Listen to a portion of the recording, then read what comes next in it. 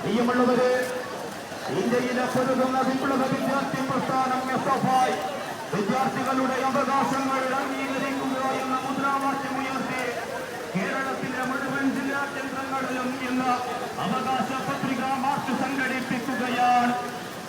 60 ഇന അവകാശങ്ങൾ അംഗീകരിക്കുക എന്ന മുദ്രാവാക്യമുയർത്തി SFI കണ്ണൂർ ജില്ലയിൽ അവകാശ